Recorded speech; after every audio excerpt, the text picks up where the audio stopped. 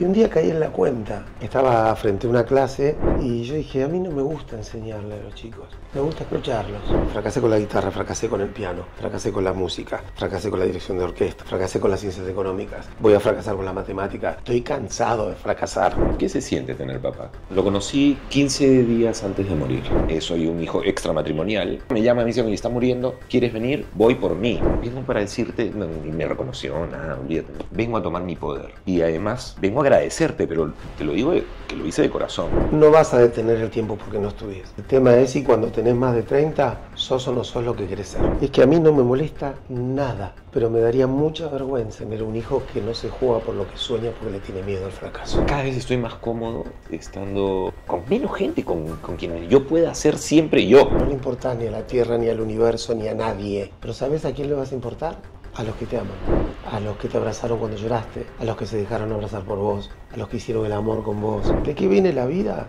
De intentar inventar un sentido para algo que no tiene ningún sentido. RappiRed, somos tu mejor aliado para el servicio de taxi al aeropuerto en Lima y Callao.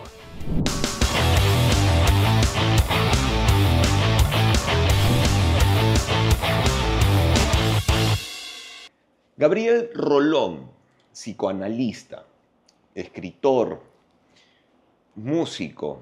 Iba a decir, es una mierda decir, músico frustrado, pero no, Sí. porque tú siempre dices eso, músico ¿no? Frustrado, pero no. No, está bien, y está bien que no lo digas. ¿Sabes por qué? Porque la frustración tiene una emoción que la acompaña, ¿sí? Que es el enojo, ¿sí? Claro. Una persona frustrada es una persona enojada, porque ¿sabés qué es la frustración? Es la sensación que tenés cuando sentís que no te dan algo que te mereces. No, eso no ¿Sí? es tu caso. Pues. Y claramente yo no siento que eso haya sido la música. La música no me dio algo que yo no me merecía. Porque no canto como Luis Miguel, no dirijo como Von Karajan. Entonces no es una frustración. Es simplemente un sueño que no llegó hasta donde yo hubiera querido. Pero me acompaña todo el tiempo la música. Yo escribo. Correcto. Y escribo con un pensamiento musical. Mis libros tienen una obertura, tienen sus momentos de adagio, tienen sus momentos de andante, tienen su coda final. Incluso algunos en los nombres de los capítulos dice interludio, se llama tal capítulo, ¿no? Entonces yo pienso de un modo muy musical sin darme cuenta ya, porque es parte de mi vida desde que nací casi, ¿no? Y me gusta, sí, soy músico, Sí. músico, Pero no soy musicalizas tus shows. un gran músico, pero soy músico, he estudiado mucho, entiendo cómo funciona la música, compongo, hago cosas y básicamente es un lugar de placer hoy. De hecho, tus propuestas de conversación teatrales, Sí. tú las musicalizas. Sí, muchas de ellas tienen música Claro, que creada he por ti. generado yo y que he trabajado con Gaby Mores, el nieto de Mariano Mores.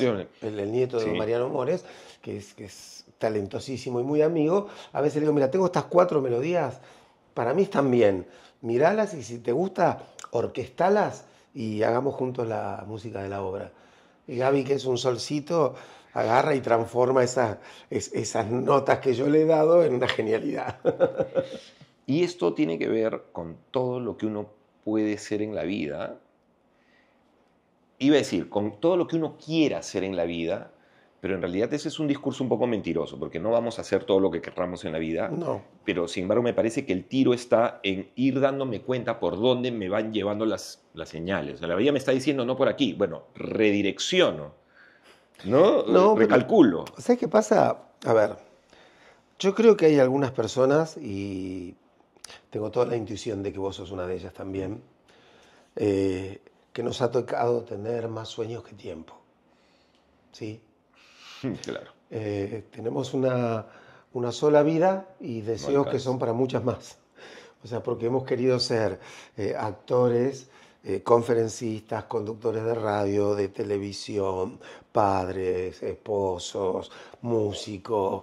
Hemos querido hacer tantas cosas y yo creo que es lícito que que pongamos en juego los deseos, por lo menos allí, para intentar aquello que nos sale casi como una vocación. Viste que vocación viene de llamado. Y hay gente que no tiene ningún llamado. Hay gente que dice, bueno, a mí no me interesa nada, no siento la vocación de nada. Y hay gente que a mí me pasa, y por lo que charlamos sé que a vos también, que nos llama a todo. Sí, claro. Digo, te llama el teatro, te llama una charla, Yo te quiero llama hacer todo. una conferencia empresarial, te llama la radio, te llama la tele, te llama el amor. Bueno, sí, ¿qué vamos a hacer? Y bueno, y vamos hacia esos llamados como podemos, sabiendo que no vamos a alcanzar el punto de excelencia en todos los lugares. Nadie lo logra. Digo, no sé, por ahí es brillante, pero no sé qué tal juega el ajedrez Messi o qué tal hace otras cosas más allá de su brillantez en su área, ¿no? Y a veces uno puede, lo que sí puede es estudiar y prepararse mucho para hacer lo que hace de un modo digno.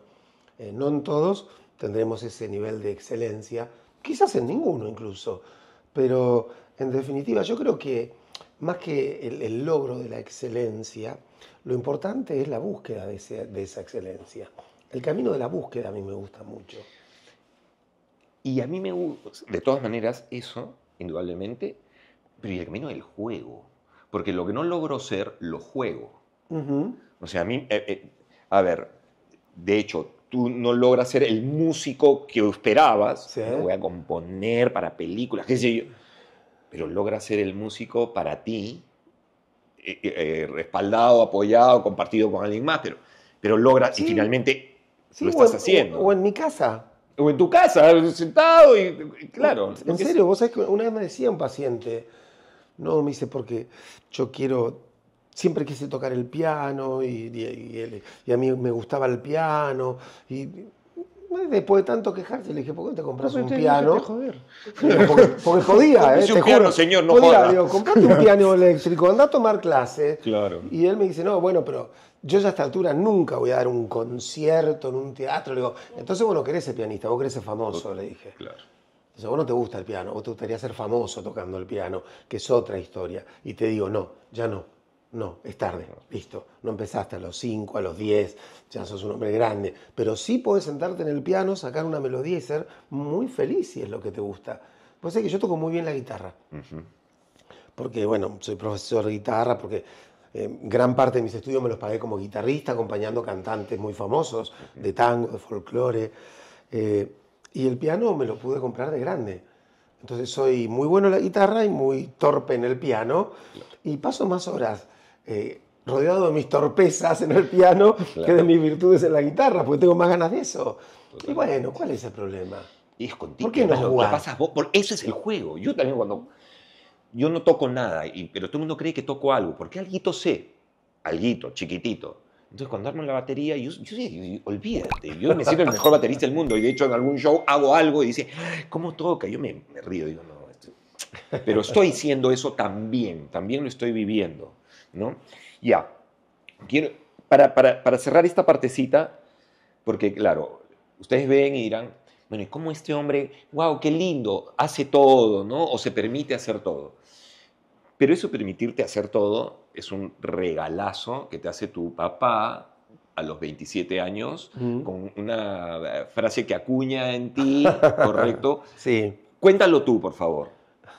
No, el tema es que ocurrió cuando yo, después de haber querido ser de chico, guitarrista, pianista, profesor de música, compositor, director de orquesta, todo me salía mal, ¿no? Entonces, bueno, dije en un momento, bueno, claramente yo no voy a poder vivir de esto, tengo que hacer otra cosa.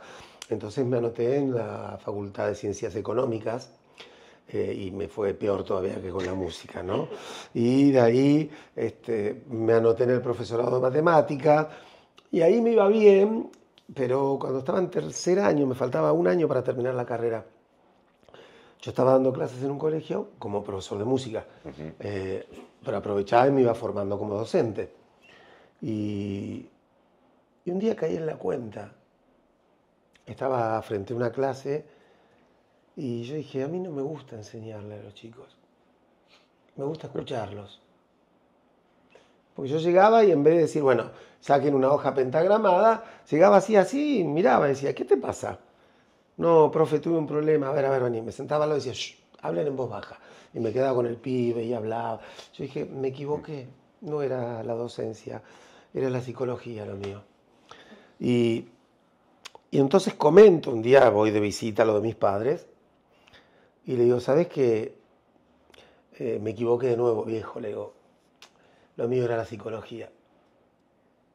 Y me dice, anotate. Sí, le digo, sí, me anoté, le digo, pero tengo que ratificar una inscripción, no sé qué voy a hacer. Y pasa. Y un domingo vuelvo a ir a almorzar con mis padres y mi papá me dice, ¿cómo va lo de la facultad? No, le dije, olvídate, no voy a estudiar psicología.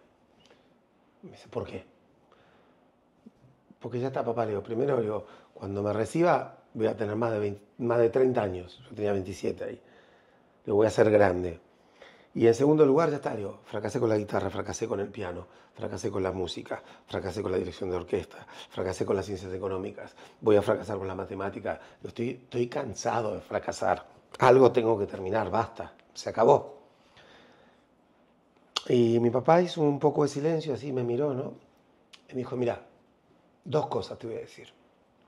La primera, no vas a detener el tiempo porque no estudies.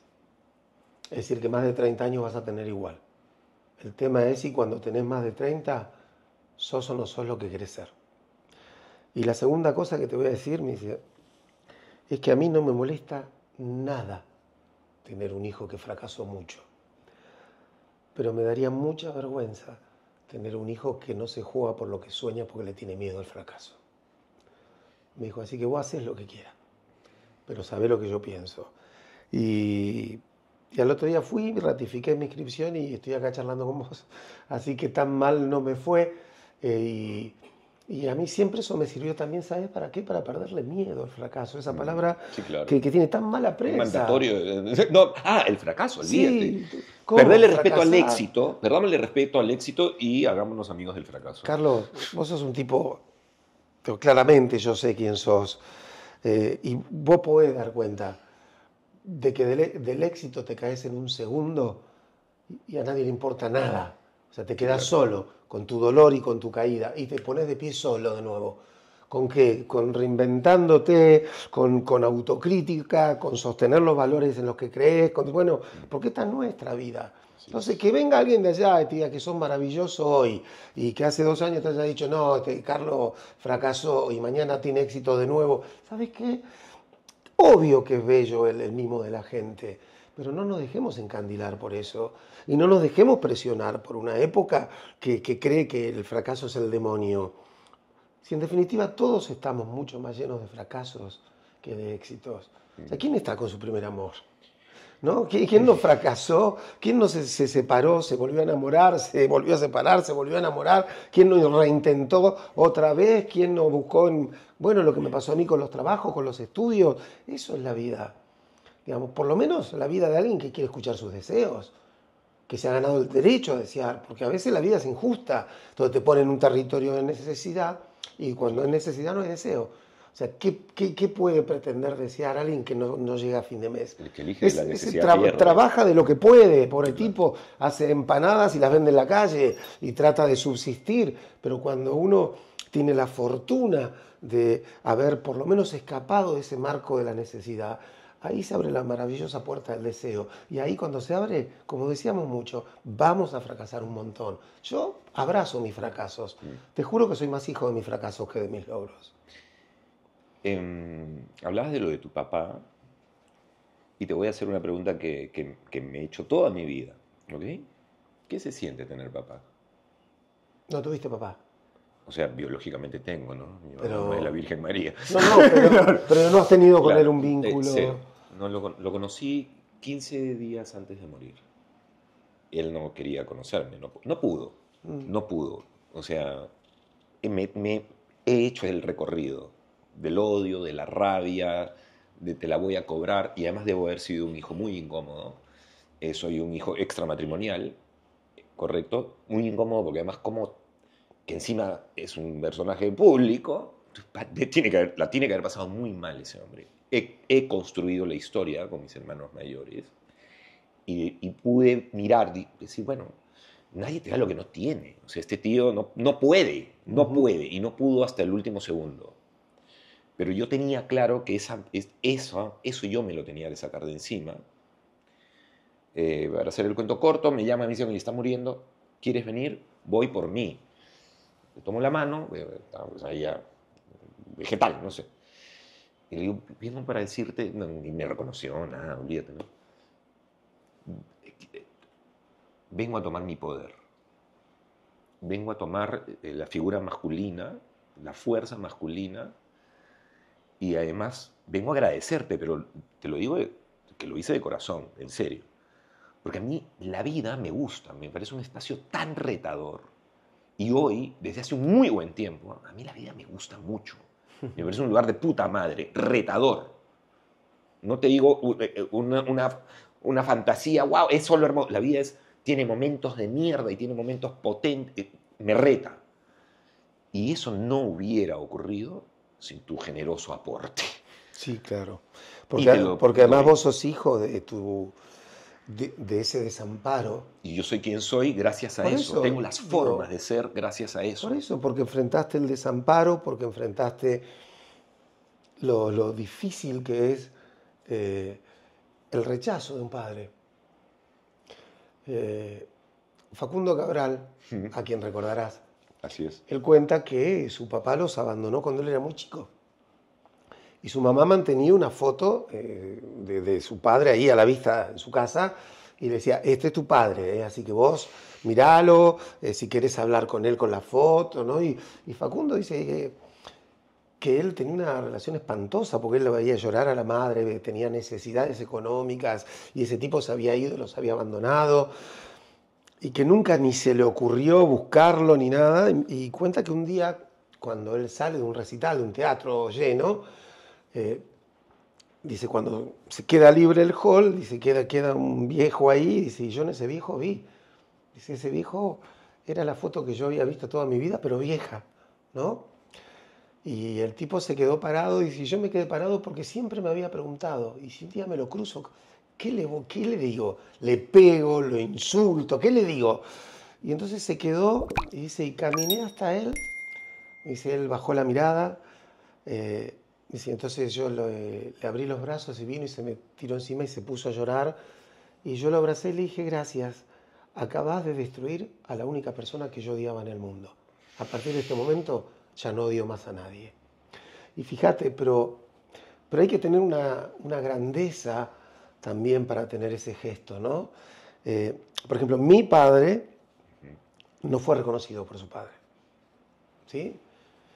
Es más, te diría, tampoco fue reconocido por su madre de algún modo. ¿Por qué? Porque aunque mi abuela le dio su apellido y todo, se lo sacó de encima cuando papá tenía 6 años, porque tenía 4 hijos, no le daba para mantener a los 4, entonces lo agarró a mi papá, lo internó en un colegio, lo dejó ahí hasta los 17 años, sin salir un solo fin de semana y sin hacerle una sola visita. ¿Sí? Lo dejó 9 años tirado ahí, como si no tuviera hijo. Y así se crió mi papá. Y yo tuve un papá que no tuvo papá y que tuvo una mamá que también lo abandonó de esa manera, aunque él la amaba y también quería a su padre, no quería a su familia política, política, su familia claro, de parte de padre, sí, claro. ¿no? Pero que tampoco lo querían mucho a él, pero imagínate esa vida, ¿no? Tu papá te niega, tu mamá te entrega, nadie te visita durante 9 años encerrado en un colegio. Pero mi papá tuvo una suerte, que es que en ese colegio semi-instituto un poco reformatorio había una biblioteca. Y cuando todos los chicos se iban de fin de semana con su familia, mi papá se quedaba solo en el colegio, solo con el portero del colegio. Y lo único que tenía era una biblioteca. Así que él me contaba, iba, agarraba un libro. Todo. Mi papá era un peón de albañil que había leído a Tolstoy, ¿no? Porque lo único que tenía para hacer era leer. Y él me contaba que había un patio, él se sentaba en el patio frente a la biblioteca a leer, en el piso, y él me decía, había un azulejo que tenía una frase, que más tarde yo me enteré que era del Martín Fierro, que que decía lo que este pincel pinta ni el tiempo lo ha de borrar. Y mi papá dice, ese azulejo tenía una falta de ortografía y no me puedo acordar cuál era. ¿Qué lo tiró? Digo, me dice, te juro, negro, me dijo, tenía una falta de ortografía, pero no me acuerdo cuál era. Bueno, pasa el tiempo, mi papá muere. Eso estaba en un lugar en la provincia de Buenos Aires que se llama Pehuajó, conocido por la canción Manuelita, Sí. ¿no? Y una vez me invitan a ir a la Feria del Libro de Pehuajó. Entonces yo voy a ir a la Feria del Libro de Pehuajó. Y cuando llegó, el que en ese momento era el intendente, secretario de Cultura, no me acuerdo quién, me dijo, mira, te tenemos preparado una sorpresa. Me dijo, sabemos que tu papá estuvo acá en un instituto que está abandonado hace mucho, está en ruinas, pero te queremos llevar a que lo conozcas. Entonces cuando yo me enteré de eso, le dije a mi mamá y a mi hermana, vengan conmigo. Digo, vamos a conocer el lugar donde papá estuvo 9 años encerrado solo. Digo, también es derecho de ustedes. Digo, yo voy a ir. Y entonces fuimos a un lugar de ruido y atravesamos la puerta, un poco de avenida Antapera, entré al lugar donde estaba el cuarto, los cuartos, digamos, que era un gran salón lleno de camastros de hierro, y la persona me llega y me dice, son los mismos, ¿eh? Me dice, no se cambiaron nunca, esos son los que estaban cuando estaba tu papá. Y yo empecé a caminar, ¿viste? A mirar, es decir, ¿en cuál de estos habrá dormido mi viejo 9 años de su vida?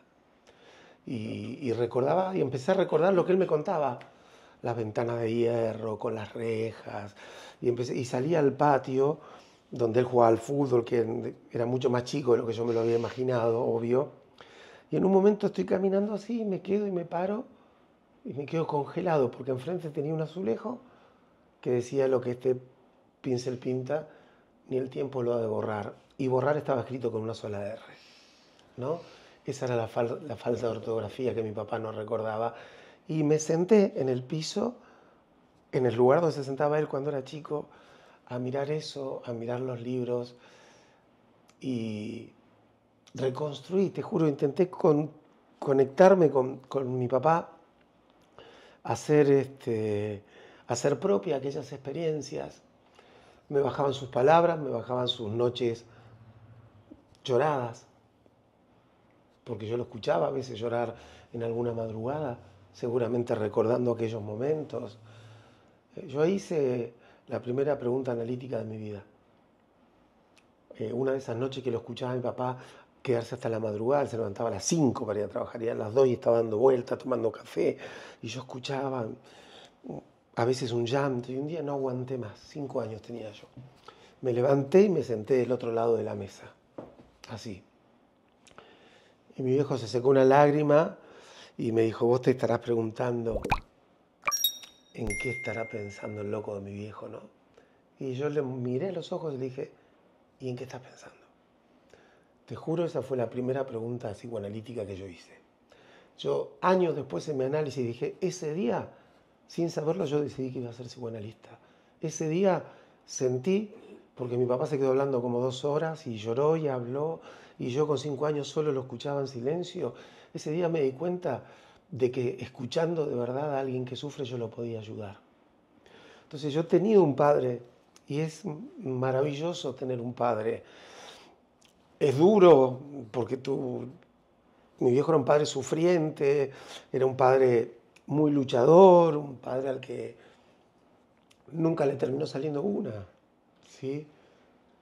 Yo a veces, cuando me dicen a mí, pero bueno, haces teatro y llenás los teatros, vendés libros y sos el vendedor más grande de libros de Latinoamérica, y hiciste radio con Dolina, hiciste esto y tuviste esto, y yo siempre digo, sí, pero a mí me salieron, a mi viejo no le salió ninguna, y yo no soy mejor hombre que él, ¿sabes? Yo creo que él, con sus fracasos y sus limitaciones y sus angustias de encima, llegó a ser un padre que yo no sé si será alguna vez. La otra vez, para mi sorpresa, mis hijos, así como al pasar hablando entre ellos, dijeron, bueno, está bien, nosotros tenemos el mejor papá del mundo. Y siguieron viaje como si no hubieran dicho nada, ¿no? Y yo te juro, estábamos en un restaurante, me fui al baño y me puse a llorar. Porque siempre me persiguió el estigma, decir, que yo, ¿cómo seré como padre? ¿Qué les quedará de mí? Y a vos te ha quedado un universo vacío que has tenido que llenar con tus cosas, ¿sí? Que has tenido que, con el esfuerzo de entender que no pudo y con la bronca, por momentos, me imagino, de entender que no quiso, que no supo, y vos estás más con eso. Por eso yo digo que somos hijos de más de nuestras ausencias que de nuestros logros. Digo, porque tu carácter te viene de ahí, tu espíritu rebelde, porque se nota y lo tenés. ¿Cómo no me voy a revelar? Casi digo una bestialidad, puta perdón. que los parió. Exactamente, la puta madre. La puta ¿Cómo no me voy a madre. revelar? Si necesité de mi viejo y no estaba, ¿cómo no me voy a revelar? Si mi papá se sacrificó toda su vida, vivió encerrado, no lo quiso nadie hasta que llegó mi madre, que lo amó por suerte hasta el último de sus días y lo sigue amando, digo, y se murió pobre, necesitado, ¿cómo no voy a tener bronca?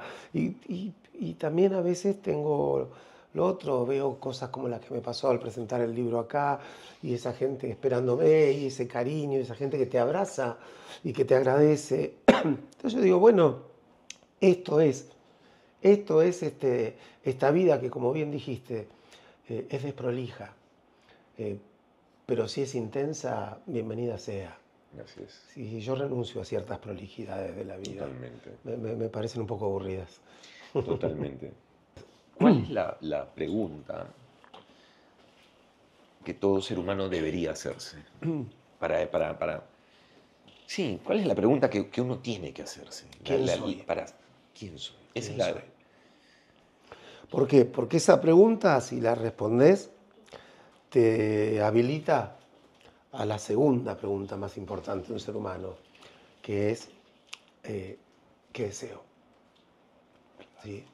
Si vos preguntás, pero de verdad, ¿quién soy? ¿Y qué deseo? Yo te aseguro que tenés gran parte del recorrido que puede llevarte a que tu vida haya tenido algún sentido. Porque ¿sabés qué? ¿Sabés qué vas a hacer vos un día? Vos, yo y todos. Vamos a hacer nada más que un cuento que alguien va a contar. ¿Sí? Y creo que el desafío de todo ser humano que se precie es el de dejar unas buenas letras para que los que vengan atrás cuenten una historia bella, ¿no? Pero para eso hay que saber bien quién uno es y qué desea. Porque si no, si bien, como dice el Negro Dolina, nunca se puede perder quien no sabe dónde va, ¿no? Claro. Por eso yo creo que hay que saber a dónde va, porque ahí está el riesgo de ir, de intentarlo, de saber que te puedes perder en el camino, que te puedes equivocar. Y la segunda pregunta puede ir conectada a cuál es mi razón de ser, o sea, cuál es mi propósito. A mí eso me parece que también es otro nivel, digamos, de crecimiento. No te hablo de crecimiento personal, no, de uno, para mí, conmigo. Cuando yo descubro cómo conecto con los demás, o sea, ¿por qué hago esto que hago? ¿Desde dónde lo hago? Ahí me cambia el juego. Sí. Le da sentido, o sea, lo hace entretenido. Claro, pero lo difícil de eso es discriminar para que el propósito que te recorre sea tuyo y no sea el propósito que los demás ponen sobre vos. No, eso es un mandatorio, eso no. Por eso te digo, que no sea un mandato. Correcto, es un mandato. Mi propósito es mío, yo soy el dueño de eso y yo lo pongo en mis formas. Y también, ¿sabes qué? Luchar para que tu propósito no se transforme en tu enemigo. ¿Por qué? Mira, yo con esto que te conté de mi papá, que no tuvo padre, que no... ¿Sabes cuál ha sido mi propósito? Ser un padre. Pero ser un padre de mi mamá, ser un padre de mi hermana, ser un padre en los momentos en que me necesita mi mujer, no solamente mis hijos. Yo veo a alguien que está ahí, bueno, a ver, ¿y yo qué puedo hacer por, no? Porque es más fuerte que yo, tratar de reparar en otros lo que me hubiera gustado que alguien hiciera por mi viejo, ¿sí? Y a veces me sale bien, por ejemplo, mi hijo mayor es adoptado, Mi hija menor es hija biológica mía. Yo tengo 2 hijos. El mayor es hijo de la que él también es mamá de mi hija, digo, biológicamente. Yo la conocí, ya tenía un bebé, y yo me enamoré de ese bebé. Y también debe tener que ver con esta historia mía de haberme enamorado de ese bebé cuyo padre biológico no estaba, y lo amé de un modo tal, y tengo un vínculo, pero realmente de amor, de padre e hijo, y una unión de padre e hijo. Y yo casi que te digo que fue como la primera vez que yo dije, estoy haciendo algo que tiene que ver con el propósito que yo tengo en la vida. Cuando dije, yo quiero ser el padre de él, ¿no? Pero después me di cuenta de que también soy un poco el tipo al que le suena el teléfono cuando alguien tiene un problema, ¿no? Claro, claro, claro. Que decir, bueno, todos saben que cuentan conmigo, y a veces lucho contra eso. Que decir, bueno, pará, ok, yo sé que me sale casi como un propósito y que me encanta, pero tampoco tanto, porque lo que está de más no sirve, ¿no? Como decían Correcto. en el oráculo de Delfos, Sí. nada en demasía, ¿no? Pero sí creo que es hermoso saber que te guía un propósito en la vida. Sí, es necesario. Si no, no conectas. Sería un ensayo para la Es muerte, una- ¿no? Dice Serrat. La vida sería solo un ensayo para la muerte. Correcto, correcto. ¿De qué va la vida, Gabriel? De pasiones, de deseos, cuando tenés suerte. La vida es un misterio, y es un tiempo breve, sin demasiado sentido, ¿sabes? Creo que era Nietzsche quien dijo que tomó una idea de Hegel, ¿no? Hegel decía que la Tierra era un estúpido cascote que giraba alrededor del Sol, ¿sí? Y Nietzsche toma esa idea y dice, sí, y el día que ese cascote desaparezca, al universo no le va a importar nada. Pero hay una característica, en ese cascote habita un ser humano, habita un ser que se pregunta, ¿quién quiere ser? ¿Qué es la nobleza? ¿Qué es la amistad? ¿Qué es el amor? Y eso lo vuelve un lugar diferente. Y eso somos nosotros, digo, seres que estamos invitados a un desafío extraordinario, que es el de encontrarle un sentido a una vida que no tiene sentido alguno. Porque yo te voy a hacer una pregunta, y vos la vas a responder con mucha facilidad. ¿Vos sabés cuántos milésimas de milímetros se va a mover el eje de la Tierra el día que vos te mueras? Ninguno. Ninguno. Porque no Sí, le importás. chupa un huevo. No le importás ni a la Tierra, ni al universo, ni a nadie. Pero ¿sabés a quién le vas a importar? A los que te aman. A los que te abrazaron cuando lloraste. A los que se dejaron abrazar por vos. A los que hicieron el amor con vos. A los que confiaron en vos. Y ese es el desafío. ¿De qué viene la vida?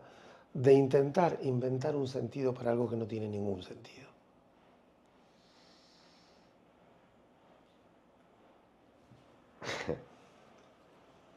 ¿Qué maldad pensaste? No. Es que pensaba en algo. A mí me ocurre. Que cada vez estoy más cómodo estando con menos gente. Cada vez estoy, pero no tiene que ver con ellos. Es la conversación conmigo. No es que, ay, la gente que incómoda porque yo. No, son huevadas. Sino, cada vez estoy más cómodo con menos gente, con quien yo pueda ser siempre yo. ¿Correcto? Y no necesito de nadie, que no es real.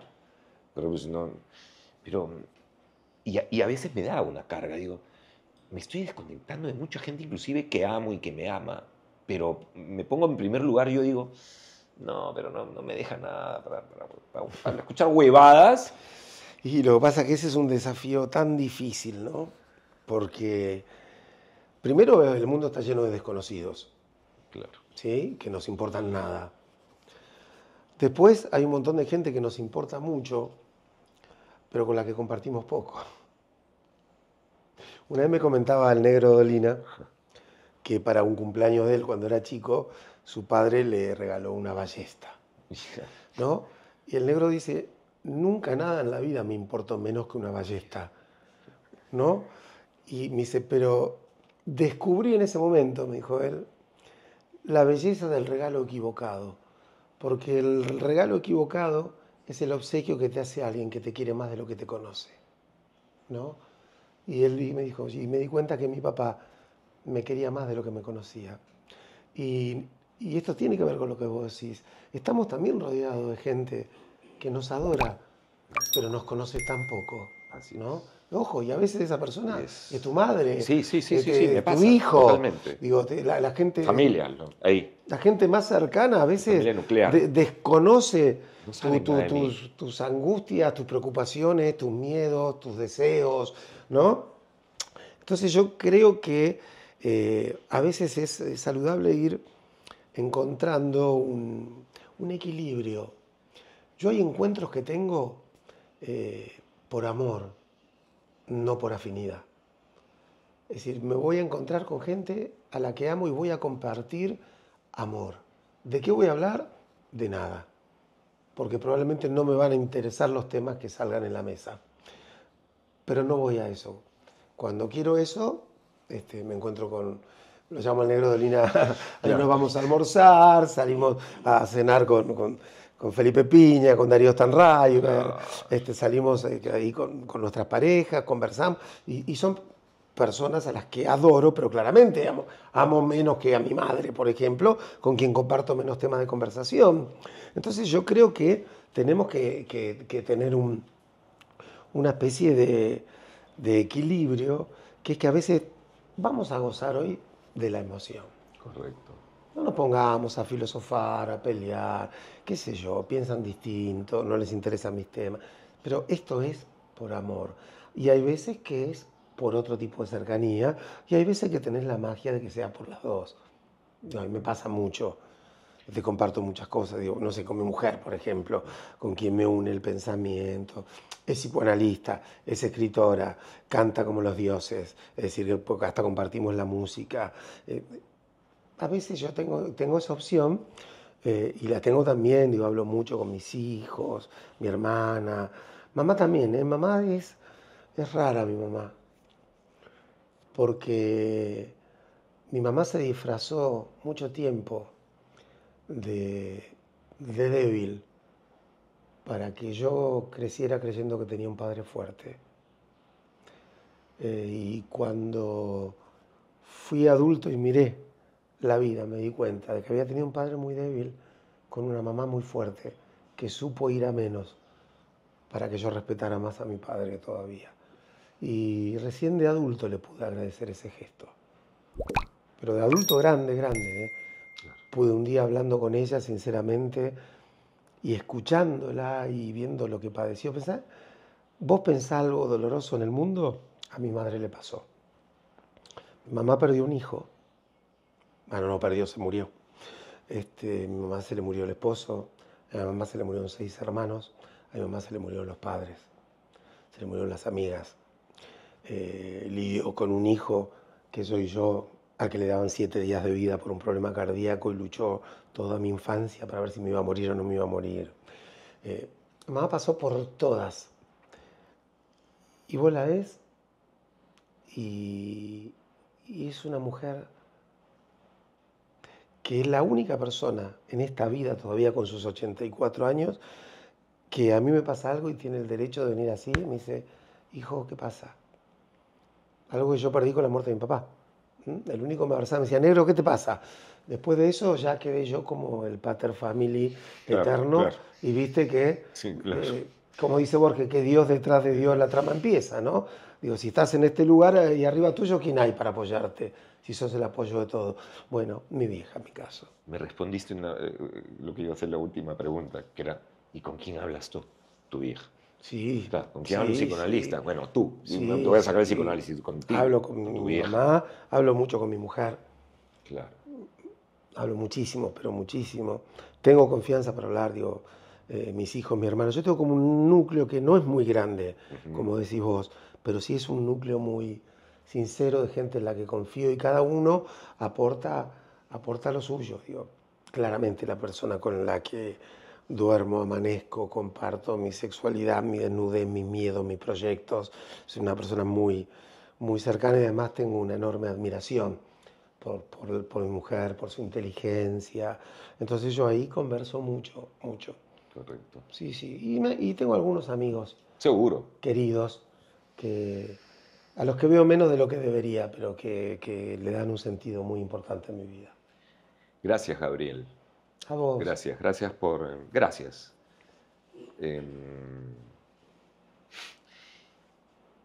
Gracias. Atropellando al sol no vi, mi Dios permita, que gracias era la palabra más bonita, escribió don Horacio Ferrer, el autor de las letras de Piazzolla, ¿no? A quien tuve el gusto de conocer. Y yo siempre he sostenido que en el último piso del infierno, como el Dante, ¿no? No están los asesinos, sino los desagradecidos. Así que déjame que yo también te dé las gracias, no quiero irme a ese piso después de este momento inolvidable que me regalaste. Gracias. Ya sea un viaje de negocios o familiar, todo viaje empieza y termina bien con RappiRed Taxi. RappiRed.